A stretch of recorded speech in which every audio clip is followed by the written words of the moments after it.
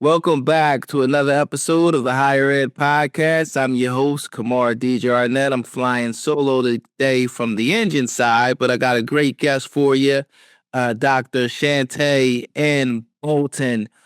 Awesome to have you. Happy New Year. How are you? I am doing well and really grateful to be here with you. So happy New Year and happy New Year to all of your supporters to this podcast. Absolutely. So let's kind of get started. I'd love for you to maybe just introduce yourself to the audience. Give us a bit of your origin story. How'd you become so successful in higher ed? Oh, well, thank you for that opportunity. So, I am Dr. Shantay M. Bolton. I currently serve as the 11th president of Columbia College Chicago. And we are an institution, what I would describe as a powerful legacy of educating creators and culture shapers and culture makers right in the heart of the South Loop of Chicago. My leadership background has always lived at the intersection of what I describe as mission, strategy, and operational excellence. Sure. I'm deeply passionate about what happens when we align a really bold vision to real execution, right? It's about my mom, when I grew up, she used to say, don't talk the talk, walk the talk, right? Absolutely. Show up and do what you say you're going to do because it will matter more in how you show up in behavior than the words that you say. Sure. That ties to your integrity. So I often say that vision without discipline is just a dream. And Columbia, I think we're doing the discipline work or beginning to do that work of building a future for our students that we can stand on. Have had an interesting journey to where I am right now. I'm a native of St. Louis, straight out of St. Louis Public Schools, Okay. and we lovingly call it V-Side. Had an opportunity to go to college at Alabama A&M University, and they told me I can start there and go anywhere. And I have lived into that calling my entire out year. Have had the opportunity to work in corporate, different sectors. I've been an entrepreneur and a business owner. I've worked abroad, so I have global experience in leading teams. Nice. And I've had the opportunity to be in higher ed for the last 11 years. So it's been a wonderful journey that has led me from institutions like Tuskegee to Tulane, WashU in St. Louis, Georgia Tech in Atlanta, and now I'm president of Columbia College. And I chose this place because of the way they celebrate creativity, the way to activate it, the way that our faculty and our students and our alum are so connected to their careers and community and contributing to art and culture. And we know, especially in the current climate and time that we're in, we all need to connect back with what it means to be human and neighbors to one another. And in a moment when higher ed is being asked to prove its value. Sure. It's I'm really proud to lead a college where we can point to some real outcomes, real talent, and real ways in which our alumni transform how we as people just live our everyday lives through their storytelling, through their creation of art, through media and journalism. And so it's been an exciting journey, an interesting one. Some may call it non-traditional. I call it made exactly for me. It's just been great. So I'm excited to be here and talk to you today about some of the things that I definitely care deeply about with higher ed, and that's really rooted in the power of creative education, how we're leading at the intersection of sort of arts, culture, and social change, and then partnerships that sort of help students thrive in the best, greatest city of Chicago in the entire nation. And I'd say, as my mayor says, the best city in the world. Yeah. Listen. I'm gonna tell you what's so funny. So I've got it. Let's just say I have a new friend, right? And I'm explaining to her that Chicago is the greatest city. And she's like, Chicago, and she's a little bit younger, so she knows about O Block and the hip hop and all of that. And I said, listen, Chicago is so much more. I said it's my favorite city. I said it's got the greatest skyline. I said I just love it. And the summers here are undeniable. People in Chicago, they stay home during the summer and they vacation during the winter. Right. Yeah, it's amazing. It's funny because my dad and I talk about it all the time. If you don't know, you don't know. But a lot of time I get that response, and I'm just like, you just like, I'm like, we just got, I got to take you there. Like it's amazing. Like It is you know, beautiful. I encourage people to come visit our city. There are 77 neighborhoods in Chicago that I think add to the brilliance and beauty of this city. It's any culture, whether it's art, music, food, right? people, places or spaces that you want to learn about, you can find it here in Chicago. It is Sure. absolutely beautiful and it's unlike any other city in the world. And I'll say this because Chicago has been getting a lot of publicity with everything that has been happening with the federal government and ICE and things. What I have been so touched by, both on my campus and within the city, is how they come together around the commonality and the shared love for being a fellow Chicagoan. Absolutely, absolutely. I've never seen anything like that. I'm like, go ahead. They're not here to play being neighbors. They are here to show that they are neighbors and that everyone is welcome in the community and the neighborhoods of Chicago. I love it. It's they're building history in real time in a way that I hope that our future descendants will be proud of. Absolutely. Folks and what they did here in this city, and I'm happy to be here, a part of Sure. it, history making. Sure. No, I agree. And that's one of the things I say. I say, I've never met people that take so much pride in their city. I mean, the downtown area, Michigan Ave, the cleaning the street. I mean, it's just amazing. Like, I agree with you. So I don't know if you expected that, but I second every single thing you're saying. I love Chicago. But let me ask you this. This is the question we always ask here. I don't know if you're familiar with the movie Brown Sugar, but one of the questions they ask is, when did you fall in love with hip hop? When did you first fall in love with higher ed? 11 years ago, I was actually I was in business. So I was at a Chambers event in West Palm Beach, and I've always loved education. Sure. I found refuge very early on in my life with education being an outlet for me to feel that I could explore the furthest possibilities of things I can dream of. I always enjoyed books and reading and just learning new things and learning about new people and ways of being. So there's always been a love from very early in life around education. But when it comes to higher ed, 11 years ago, I was presenting at a Chambers meeting about leadership development and how it matters to organizational capacity and the ability to grow, right? That's about walking the talk.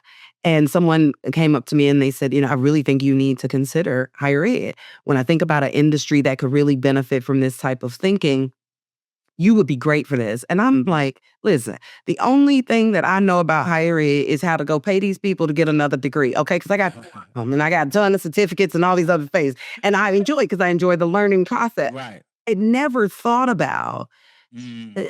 like working or teaching in this full-time capacity as this being a part of my career. And I had an opportunity to speak with the president at the time, Dr. Brian Johnson, that was the president of Tuskegee, who just really had this compelling story with his vision and what he wanted to do with the institution. And I was all in from there. I think Okay. the way he talked about higher ed and then the context of his institution within that ecosystem and how one institution in a small rural town has made a transformative difference globally with the alumni they've produced and the way in which he talked about it, I was like, I want to be a part of this. Where do you sign me up? Okay. Right. It really just touched my heart in a way that made me want to think about how do I pivot. I have to say the first year in higher ed was difficult. The Mm. way in which we think, coming from corporate, what is shared governance? What do you mean? Why do we do that? Like, can we make this change? Right. I pinch myself even now that first year was so difficult because I had to go through my own version Yep. of adjustment, to appreciate the nuances and the differences, and to understand that different didn't mean good or bad. You just needed to know how to navigate what it was. I now am probably one of the people in higher ed that most embrace the construct of shared governance because I understand it now. And it allows you to work with faculty in a way that in corporate, oftentimes decisions are top down. But in high grade, some of the best ideas percolate from those closest to the issues or the concerns that the institution needs to address. And it just deepened my affection for it.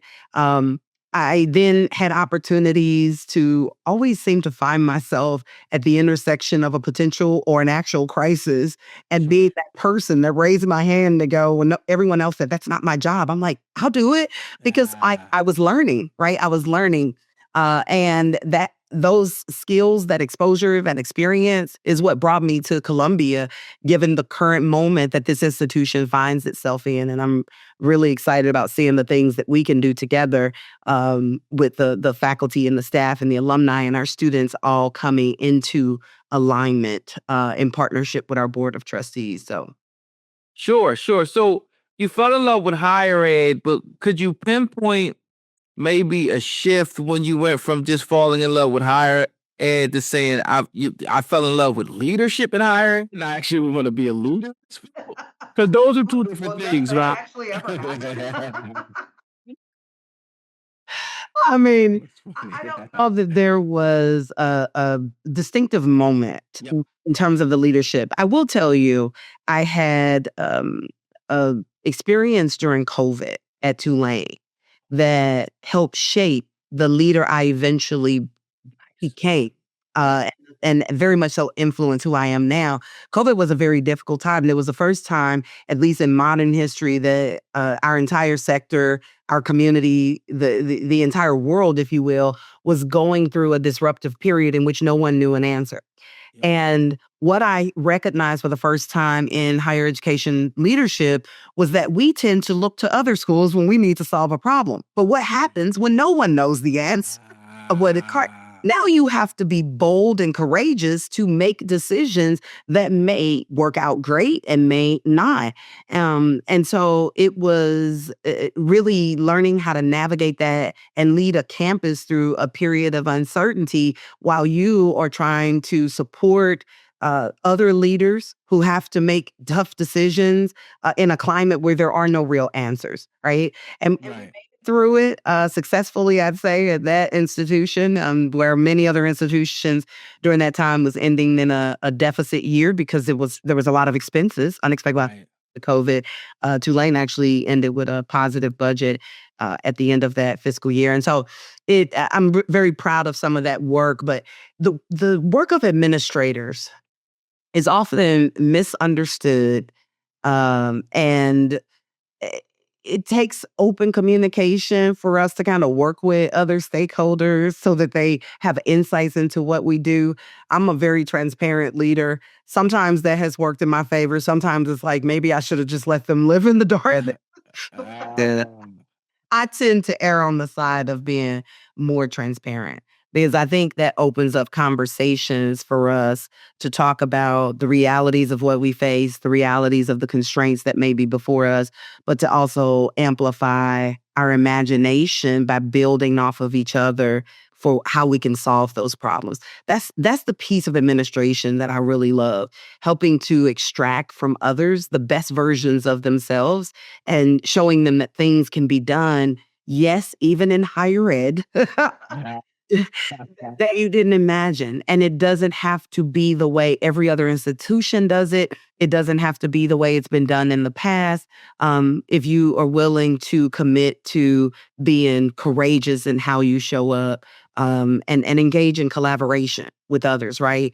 Nothing great has been done in isolation. We may honor leaders that are the symbol of great changes and they have influenced changes both at a local but also national and global level.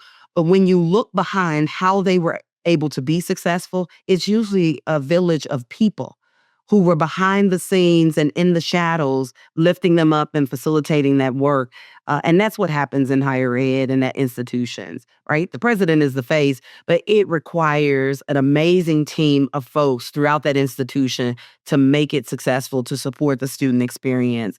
And those are pieces that I think I've had different aspects of experiencing at the various institutions I've been at that have made me continuously fall in love with this job. Because to be honest with you, some days you're not so in love with it. Some days you are wondering about your life decisions, okay? But for the most part, I'm a service oriented person. I love being in service to others. I love lifting up others' stories and helping people to realize their dreams. Knowing my own background, being the product of poverty, and also being orphaned at early childhood and just experience in the foster care system, it really shaped me to want to be able to facilitate the dreams of others. I think higher ed is a great place to do that. Whether you're on the faculty side and you get to really directly one-to-one touch the students and teach them how to walk through their academic journey with confidence, but with curiosity, or you're in administration and you're creating or shaping policies and processes that help facilitate that learning process. I think I count it all joy as a privilege to be able to serve in these roles that I've been in. Nice, nice. Okay, well let's get into it. When you think of the power of creative education, how do you think about that? What does that mean? Well, when I talk about the power of creative education, I'm really talking about education for creatives. It's not optional; it's essential. At Columbia, we teach students how to turn their creativity into a capability that can be monetized. We start day one with encouraging them to build a portfolio. So learning doesn't just happen in isolation. It's about learning the theory, immediately applying it, then following that with reflection so that real time you're learning a new thing, you're practicing a new thing, you're refining that new thing that you've learned and doing it in a collaborative environment, which is good because it teaches critical thinking skills and problem solving, right? And it's connected to what I believe industry leaders are absolutely looking for in the next generation of workforce talent. And when I think about creativity, we often, as a society, minimize it to things as if it's a pathway to a hobby or it's something that you might do that's interesting. But there are individuals who actually build real careers around this in both traditional and unexpected ways. So, for example, we have a fashion design bachelor's in fine arts where students partner with companies like YKK, and they're global leaders in fasteners, right? That go on all of our clothes. So zippers, and they're responsible for half of the world's zippers. We don't think about that, but if you got put on things and you're missing a zipper, that's an important part of how fashion is thought about and curated. And this wasn't sort of a hypothetical assignment for our students. We wanted them to work with real materials, with the real constraints, with thinking about how you take existing materials and from a sustainable approach and produce things in bold new ways. We worked with NASCAR to take old fashioned through the last 50 years and reimagine how those old garments could be turned into high-end fashion. And literally, for those who are familiar with Chicago, in Grant Park, we have the fountain, and they literally turned the fountain into a high-end runway during the NASCAR races. Like, what in the Nice. world do students get to do that on a Wow. stage? Right? Like, think about that. We have this, it's a parade that happens at night that's called Art in the Dark. And Okay. Columbia has played a pivotal role in helping to shape that more than 20 years ago. And this year, I told them we need to lean into the Chicago aspect of our name. So we'll structure courses around our students, both preparing for with the planning, all the operational thinking around how do you facilitate a massive community public scale event, participating in it and then doing the briefings with everything from live talk sessions. They did branded graphic materials. They created Nice. print mask and things like that to participate in it. But it's about taking theory into practice. And I think that is applicable, certainly in my institution, but it's something that higher ed needs to think about writ large. How do we better prepare our students for a world that is moving at a fast pace, adding more pressure for things like AI, and Right. how are you going to integrate this into the work that you're doing? But teaching them how to be empowered and not to be afraid. Something that's Mm. not being done to you, but how are you positioned with your education and your confidence and the knowledge you bring to any given challenge to be a driver of it? So you're empowered to control what the outcomes are and not just be subject to them. So that's kind of how I think about creative, Sure. and then I think it's not just about opening up doors. Right. Students how to really walk through that and walk through them with their heads high and their Yep. shoulders back. Like, Nice. talent is everywhere, Right. opportunity is not. And we need to close the gap between the students who can see the opportunity, have talent, but don't know how to bridge it. And I think education does that, particularly creative education. Or Sure. power of that does that. So that's kind of how I think about what creative education is and what my institution does, particularly to empower students to learn by doing and connecting what's happening in the classroom to where they want to be in their careers, right? We're not going to wait 4 years for you to grad. Right. We can start now, and you're that much more well versed to hit the ground running, and you have a faster rate of success in your career as a result of that. And we've seen that and had real outcomes around it. Awesome. And the students, graduates have opportunities in Chicago and Los Angeles? Yes. So, okay, you're talking about our semester in LA program. Do have a campus on the Las Palmas Studios campus. For those who may not be familiar with LA, this is the same studio campus that I Love Lucy was filmed on. Oh, So it is wow. absolutely fascinating. It is currently where The Bold and the Beautiful does their studio recording and taping. So our students get to experience a bi-city educational immersion. By going out to LA, for many of the students in Chicago, they've not been outside of the city of Chicago. Right. So it's a whole nother cultural experience, but they are there real time, both learning academically and engaging in professional experiences through internships. They get to work directly with the who's who. These are not just people on billboards or their television screens. Like, they're literally sitting across from them, having conversations and getting that embellishment on how to become a disciplined professional and a Yep. disciplined artist, you know? So I think it's Absolutely. really cool. And that's something that's unique because many institutions don't have an intentional program where you are immersing for an entire semester the students in this combined sort of academic and professional work experience.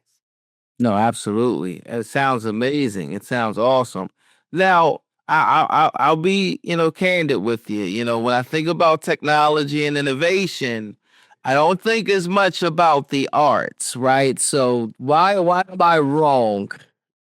Listen, well, we gonna have to change your mind about that because I think there's interesting. Our society is trying to figure out this AI thing. Do we like it? Sure. Don't we like it? Are they Right. for it? Or are we against it? But Right. reality is, if we zoom out of the focus of now and the acuteness of our reaction to something that is radically different to the Sure. future of what work looks like, and particularly creative work, it's impossible to ignore how AI is changing everything in the sense that when you can do mundane tasks faster, more cost effective, corporations are always looking at how to, reduce expenses, right? And increase their profits. And so these are the industries that our students are going to go into. And that includes in Hollywood and the creative industries and marketing and journalism. Sure. So we're not reacting to AI at Columbia. We're trying to define what it means for creative education.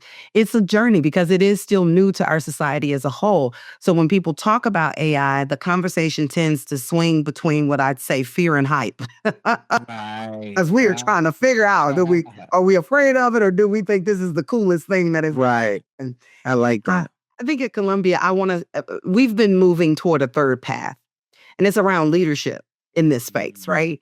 We see AI as a tool that can amplify our imagination. It doesn't have to be something that replaces it. And I actually don't think it can replace it. I think AI will replace people who refuse to embrace it and learn it, but I don't think it's going to replace humanness and our ability to think of things beyond its base purpose or utility. But we don't want to confuse speed with substance, right? Just because AI is moving fast and integrating across a lot of forms of how we experience it doesn't always mean it's better, but it is a tool that we can use to help people, particularly in the creative arts and our graduates, to lead with it, right? And to Right. do it ethically and to do it intentionally. And so we teach our students to ask the right questions. What should AI be doing in the arts and humanities? What should remain human from an ethical perspective versus what is it appropriate to use this tool for? You probably know there are a lot of lawsuits, and I'm sure there will be things that will be made and decisions made in the court that will affect things like authorship. Who owns the right Yep.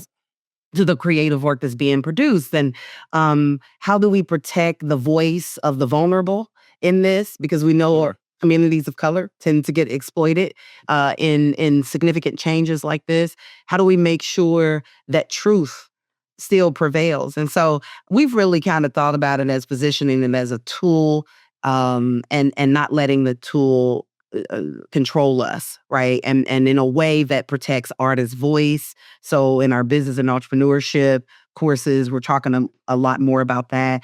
We have a program and a major for animation and game design, something people don't think about as a creative career, but we have millions of young adults, teenagers that play video games and Sure. animation movies, right? Yep. Where can AI support an immersive experience in that? Right? What does that look like? How do we help the students to um, create richer, layered, nuanced environments that really expand how people experience the animation and the games in which they're playing? Absolutely. So that's sort of like writ large how I think there's some differences in how we try to approach this, and we have to address AI head on. Yep. Right? What has happened in history when you look at banning things or trying to prevent folks Right. access to it or using it, right? Uh, Right. Someone probably say at the church saying amen, right? And that, we know what tends to happen with that.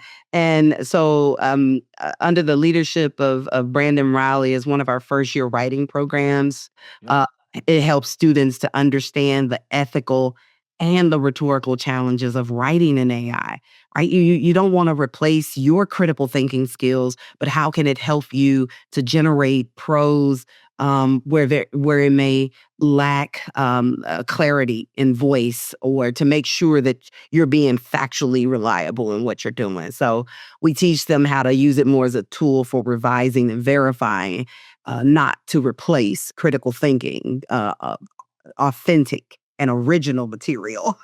Yep. Because some folks, I think, are using AI to be their voice. Sure, sure. No, absolutely. So one of the things you spoke about earlier is how higher ed is kind of the post-COVID transition that we talk about a lot on this podcast, where higher ed is having to prove itself now to the consumer, to the students, and to the families. Um, Being, when you think about the arts and, Columbia College, does that change or pivot make things easier for you guys, or does it make it more challenging? What's been your experience in terms of, positioning, higher ed to prove, itself to the consumer, which I think is a huge shift post COVID. Yeah, this is a real thing. I don't. I would push back and argue that opinion started to change before COVID. Okay. COVID exacerbated an already Right. existing sort of trajectory that we were on. If you really look at them, and we want to have a candid conversation, higher ed has been a very insulated sector. We have oftentimes dismissed or minimized feedback from parties that didn't meet with the credentials that we considered to be of par with respect. Right? You're not Yep. an expert in this. You don't have a PhD in this. You're Yep. not, a prolific author in this. The reality is, people have been trying to tell us, and when we even talk about things like demographic cliffs, and this is not something that just happened overnight. We Right. knew that this was coming years ago, but we tend to, as a sector, I'm generalizing here, not want to deal with problems up front and face them with truth and transparency, because we oftentimes will run into resistance on our campuses. It's very hard to change culture when we become comfortable with how we've always done things. But Yep. it's clear things have changed, are changing, and I don't know that they will ever be the same in our sector. And I truly believe that the future belongs to those institutions who can think, adapt, and build for where we need to go, and supporting our students so that those who we are serving are better prepared for the workforce of the future. Right? Yep. I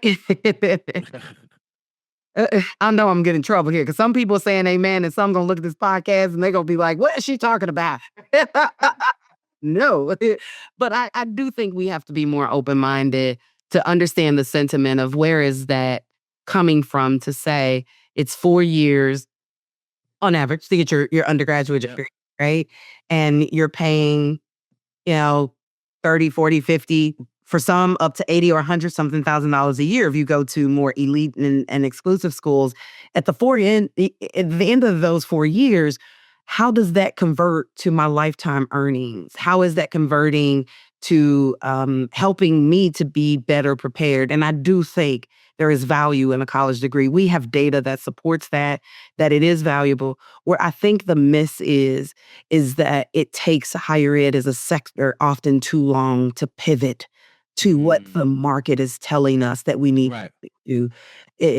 And I think we have to be more agile, more flexible, and understand that the work of higher ed can no longer happen in a vacuum within the confinements of our institutions. We have to welcome in the voices of those who are hiring our graduates, to hear what they have to say, to help them to know how to understand our structure, how to better understand faculty and the academic governance, but for us to be willing to listen and hear how we can improve our academic product so that it better serves those students and ultimately better serves the people they will work for, so they can have longer, more successful careers, right?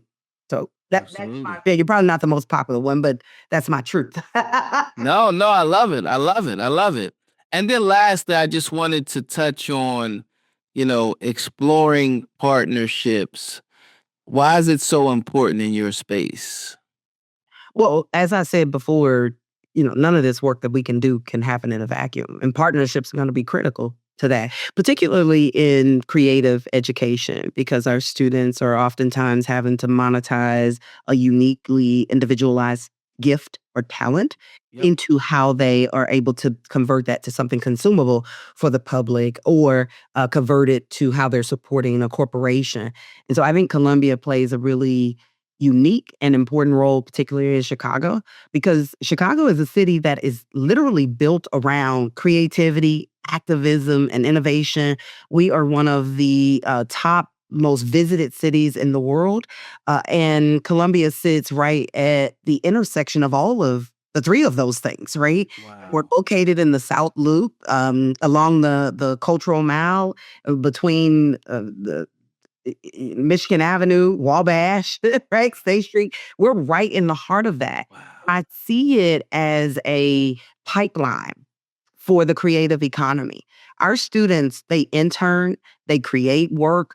When you see murals on the buildings throughout the South Loop and other parts of Chicago, oftentimes that's being produced by my faculty, by my students, in collaboration with corporations who want to beautify the city, because it is a beautiful city, okay? Absolutely. Absolutely beautiful city. It They're the is. ones that are doing performances and producing some of the major shows that are happening that we love on our streaming channels and cable and local television.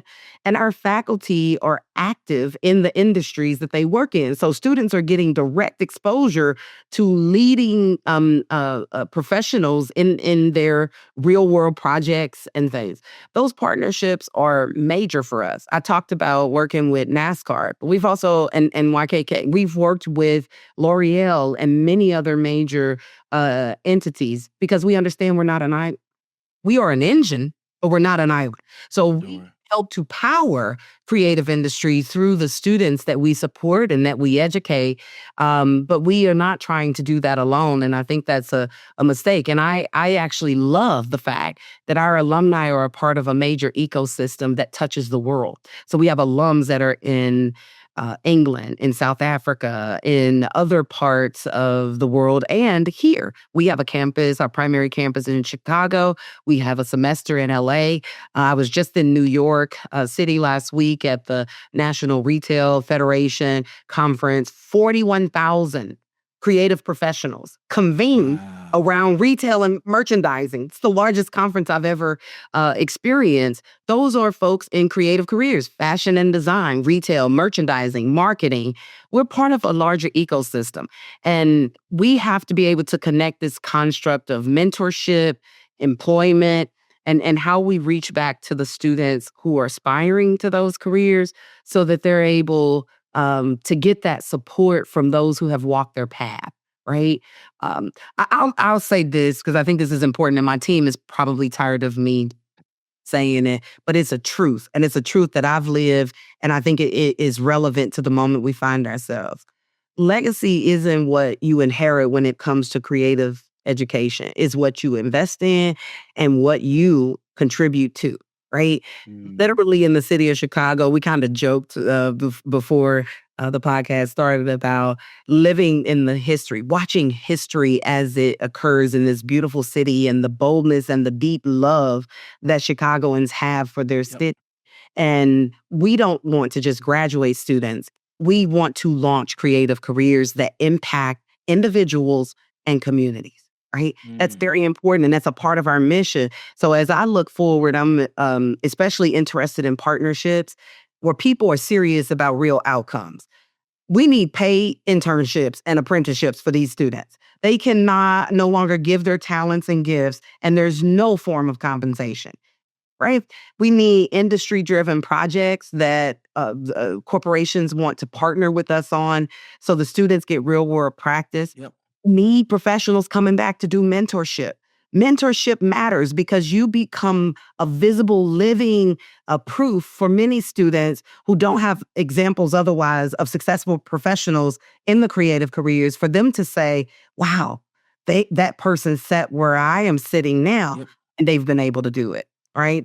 So when students rise, I think the city of Chicago rise. I think if we don't create opportunities through smart partnerships, it's not going to be healthy for the institution. It's not going to be healthy for the city. And those partnerships are not just about photo ops. They need to be rooted to real outcomes and sustainable impact. Absolutely. Well, listen, I can't think of a better place to end it than right there. This was amazing. Love your energy, passion, charisma. Are you working on a novel? Anything you want to share with the audience? Facebook, Instagram, where can they find you? Listen, I would like for you all to follow, like, and share hashtag Columbia College Chicago. Please support creatives. It is important that you consume their art. So you need to go to symphonies and performances and support individual local artists right where you are. But don't fail. to make a trip to the city of Chicago, and particularly you are all welcome to the South Loop of Chicago, to Columbia College Chicago's campus. I am super excited about where creative education is going. It's not just a luxury, it is a necessity. And we are in our moment of Renaissance rising. And so we're focused, we're energized, and we're willing to do the hard work, and we want to honor the legacy we've inherited. So please follow us. We're on LinkedIn, we're on Instagram, Twitter, like all the channels, Columbia College Chicago. And you can definitely personally feel free to follow me as well. So thank you so much for having me on, Kamar. This Pleasure. really, really a treat for me. And I hope that in the future I get to come back and we can talk about some other stuff in this sector, because we are Ab- changing. Absolutely. We'll book that. We'll take you up on that one. I appreciate you signing off.